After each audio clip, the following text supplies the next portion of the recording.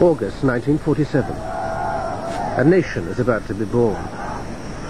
Its founding father, Muhammad Ali Jinnah, lands at the new capital, Karachi. Thousands of jubilant Muslims shout, "Pakistan Zindabad! Long live Pakistan!" I think they were very excited at the idea of getting Pakistan. Economically, they felt they were going to be much better.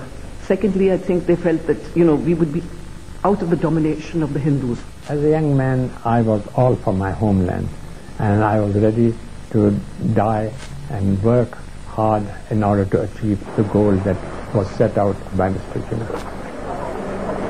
In the West, Jinnah is little known, unlike his famous contemporary Mahatma Gandhi. Yet even more than Gandhi, Jinnah shaped the turbulent events which unfolded 50 years ago. Jinnah has been popularly portrayed as the man behind Partition, responsible for bloodily tearing the Indian subcontinent apart, most notoriously in the feature film Gandhi. How do you propose to separate? Where there is a Muslim majority, that will be Pakistan. The rest is your India. My dear Jinnah, the Muslims are in a majority on two different sides of the country. Let us worry about Pakistan. You worry about India. But is this view of Jinnah and his role in Partition correct? Tonight we present compelling evidence that until the end he didn't want Partition, and that he never foresaw the full price of Pakistan. The one thing I know, and I was very much aware of, and he discussed it, he never really wanted to break away.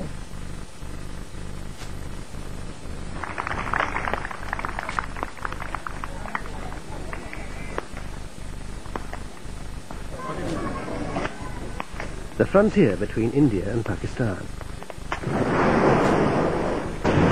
Here, every evening, the border police on each side lower their national flags. But behind the colour lies hostility. The two nations have gone to war 3 times in 5 decades.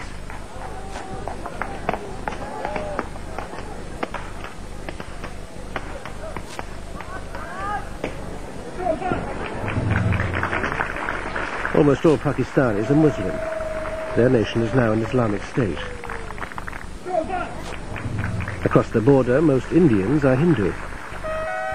The hope many once had for a unified India of all religions has now passed into history. The final rites were performed 50 years ago this month.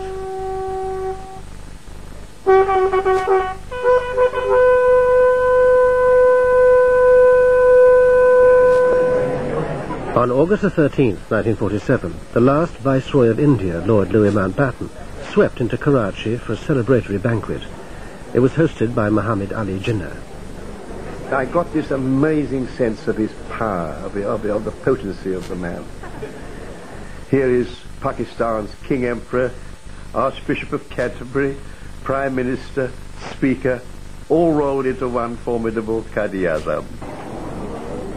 Qaid-i-Azam, meaning great leader, was the title Jinnah's followers had given him.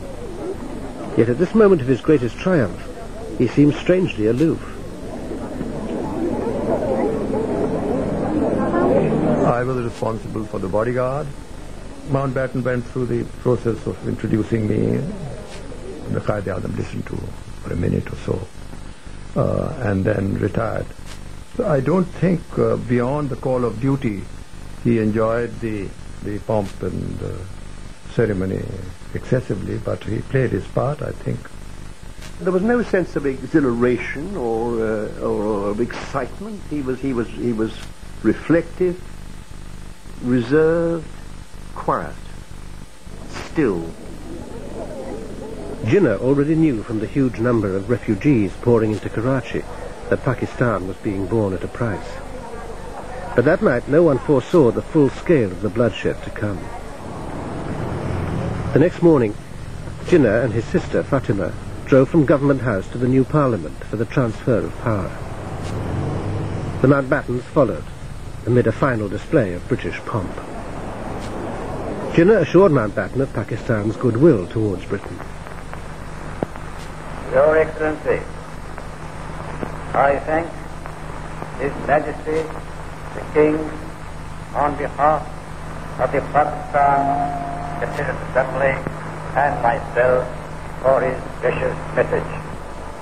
Yes, we are parting as friends, and I sincerely hope that we shall remain friends. Britain's departure brought glee. Partition would bring horror.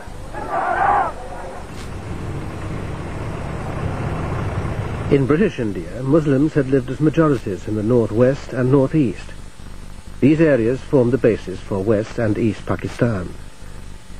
The provinces of Bengal and Punjab had only small Muslim majorities and were to be partitioned. In Punjab, this would leave the Muslims in Pakistan and Hindus and Sikhs in India. Many were frightened of being caught on the wrong side and had already left their homes. But on the night of independence, the new boundaries hadn't yet been announced. I think the Mountbatten did really want a happy night. And there wasn't going to be a happy night if the boundary award had been announced. This was going to lead, in the Punjab at least, to widespread disturbances. Probably nobody thought that there would be an entire, virtually 100% shift of populations between the East and the West Punjab.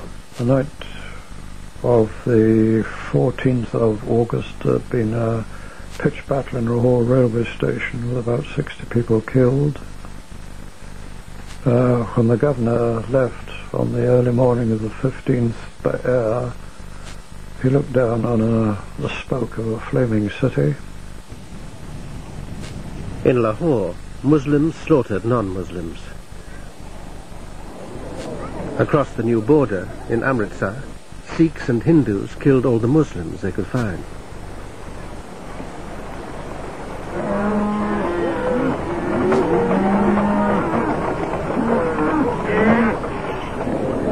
You can't imagine what atrocities were committed. Slaughtering people, raping women, killing children, looting of properties and things like that, you see. Oh, it was the greatest bestiality you could ever imagine, on both sides. While the mobs rioted, the new nation's upper crust watched Jinnah being sworn in as Governor-General. There's not a flutter of excitement with him, but the rest of the country was very excited.